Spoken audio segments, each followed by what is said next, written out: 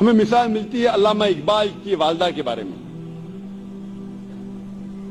ہم جب کتابیں پڑھتے علامہ اقبال کی زندگی کے بارے میں تو پتہ چلتا ہے کہ علامہ اقبال کے والد ایک ایسا پیشہ کرتے تھے جو ربا سے جڑا تھا، جو سود سے جڑا تھا. اور علامہ اقبال کی والدہ اسے بالکل پسند نہیں کرتی تھی. تو جب علامہ اقبال پیدا ہوئے، علامہ اقبال کی والدہ نے اپنے چھاتی کا دودھ، اپنا دودھ اپنے بیٹے کو نہیں پلایا. وہ چاہتی تھی کہ میرے بیٹے کے جسم میں ایک بوند بھی حرام کمائی نہیں جائے. تو علامہ اقبال کی والدہ نے کیا کیا؟ اپنے زیورات بیچے جو خود کے تھے، الحمدللہ حلال کمائی کے تھے. زیورات کو بیچ کے ایک بکری خریدی اور اس بکری کے دودھ سے پرورش کی علامہ اقبال کی. اللہ نے پھر ان کے شوہر کو ہدایت دی اور وہ بھی سیدھے راستے پہ آ گئے.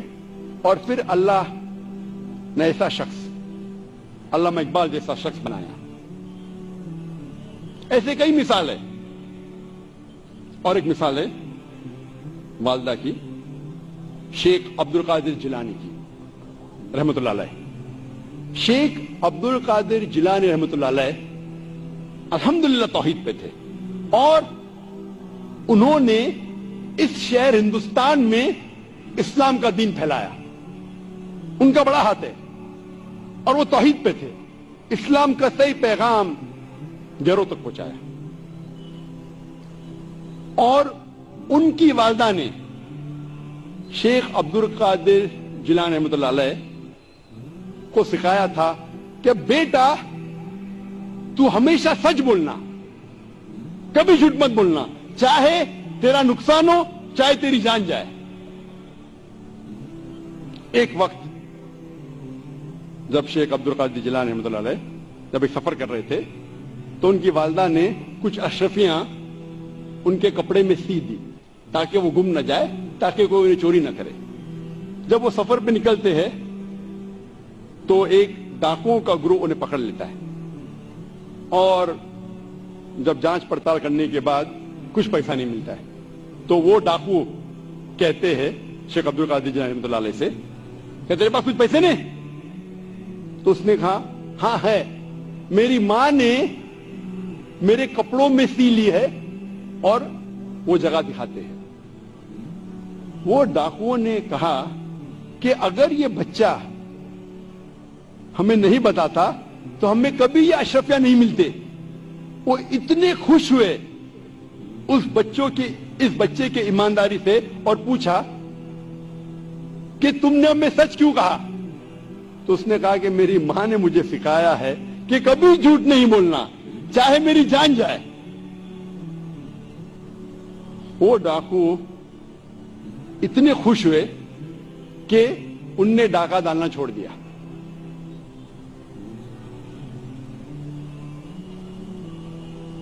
ایسے کئی مثال ملتے ہیں. جب تاریخ پڑھتے ہمیں مثال ملتی ہے تاریخ پڑھنے کے بعد. امام شافعی رحمۃ اللہ علیہ کی والدہ وہ یمنی تھی اور ان کے والد قریش تھے اور بچپن میں ہی ان کے والد کا انتقال ہو جاتا ہے. تو ان کی والدہ جدوجہد کرتی ہے اور امام شافعی رحمۃ اللہ علیہ کی پرورش کرتی ہے. اور ان کی خواہش تھی کہ میرا بیٹا علماء کے درمیان اپنا بچپن گزارے، اسی لیے سارا انتظام کرتی ہے اور امام شافعی رحمۃ اللہ علیہ کو مکہ بھیجتی ہے علماء کے درمیان جینے کے لیے. تو بچپن سے امام شافعی رحمۃ اللہ علیہ علماء کے درمیان اس کی پرورش ہوتی ہے. اور اللہ سبحانہ و تعالی ایسے ایک امام کو کھڑا کرتے ہیں، امام شافعی رحمۃ اللہ علیہ. قربانی تھی، پلاننگ تھی اس کی والدہ کی، مستقبل سوچا ان کے والدہ نے.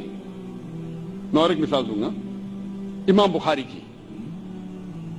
रहमत अल्लाह अलैह। इमाम बुखारी की वालदा का बड़ा हाथ है इमाम बुखारी की परवरिश करने के लिए रहमत अल्लाह अलैह। और सब जानते थे कि बचपन से ही इमाम बुखारी रहमत अल्लाह अलैह की याददाश्त बहुत बेहतरीन थी, बहुत पुख्ता थे। लेकिन अफसोस की बात है कि बचपन में ही वो अपनी आंख की रोशनी खो देते हैं। आंख की रोशनी खोने के बाद उस वक्त के सबसे बेहतरीन डॉक्टर को दिखाने के बावजूद उनकी आंख की रोशनी नहीं आती। उसके बाद इमाम बुखारी रहमतुल्लाह अलैह की वालदा रोज लगातार अपने रब, अपने खालिक अल्लाह सुब्हानहू व तआला से दुआ करती है कि मेरी बेटी की रोशनी लौटा दे।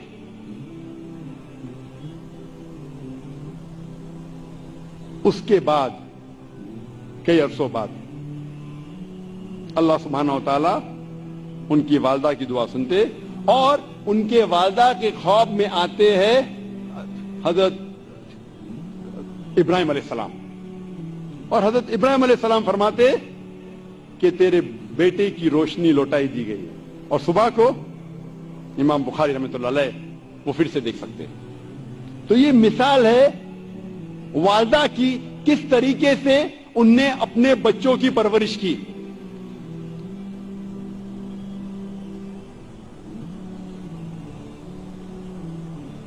मैं और एक मिसाल दूंगा।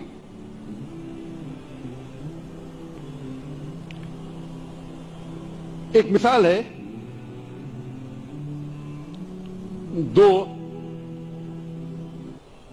दो लोग थे जो आपस में बहुत मोहब्बत करते थे,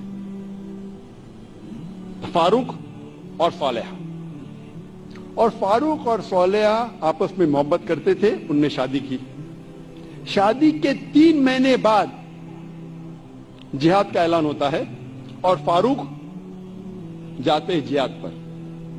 जिहाद के जाने से पहले वो अपनी अहलिया, अपनी बीवी सोलेहा को 30,000 दिनार देते हैं। 30,000 दिनार एक यूके के आदमी ने कैलकुलेट किया और कहा कि वो होते 2 मिलियन पाउंड। 2 मिलियन पाउंड को मैं तब्दील करूंगा रुपये में, हो जाता है 15 करोड़ रुपये। वो देते हैं 30,000 दिनार, 2 मिलियन पाउंड, 15 करोड़ रुपये अपनी एहलिया को, और कहते हैं कि इसे महफूज रखो, इसे खर्च मत करो, मैं जिहाद के लिए जा रहा हूं। और फिर वो जिहाद के लिए जाते हैं और कहते हैं कि इंशाअल्लाह मैं 3 महीने में वापस लौटूंगा। उनके जाने के चंद महीने बाद उनकी अहलिया सोलेहा को एक बेटा पैदा होता है। 1 साल गुजरने के बाद उनके शौहर वापस नहीं आते। 2 साल गुजरने के बाद वापस नहीं आते। 2.5 साल बाद एक शख्स आके कहता है सोलेहा से कि मैंने तुम्हारे शौहर फारूक को देखा कि वो गिर गए और वो घायल हो गए। फिर चंद साल गुजरते हैं, फिर भी फारूक वापस नहीं आते। तो उसकी अहलिया समझती है कि मेरे शौहर का इंतकाल हो गया। लेकिन 30 साल बाद फारूक वापस मदीना लौटते हैं और उनकी ख्वाहिश थी कि मैं मेरी अहलिया से मिलूं। लेकिन वो बहुत परहेजगार थे। मदीना में आने के साथ सबसे पहले जाते मस्जिद में नमाज पढ़ने के लिए। नमाज पढ़ने के बाद वो देखते हैं कि कई उलमा आपस में इल्म के बारे में गुफ्तगू कर रहे हैं और उनमें से एक नौजवान, तकरीबन 30 साल का नौजवान, जिसका नाम था शेख अब्दुल रहमान, वो सबसे बेहतरीन आलिम था।